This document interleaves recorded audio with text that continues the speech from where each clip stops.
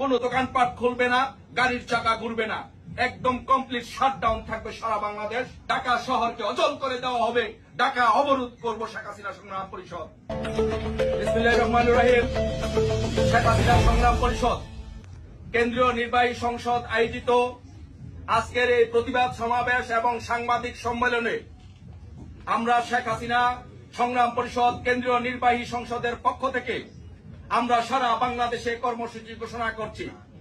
আমরা শেখ হাসিনা সংগ্রাম পরিষদ মনে করি শেখ হাসিনা বাংলাদেশের সাংবিধানিক এবং নির্বাচিত প্রধানমন্ত্রী। আর এই যে শেখ হাসিনা সংগ্রাম পরিষদের স্লোগান হচ্ছে হয় শেখ হাসিনা নয় মৃত্যু, হয় শেখ হাসিনা নয় মৃত্যু। তার মানে হচ্ছে শেখ হাসিনা ছাড়া আমরা অন্য কোনো কিছু মানি না।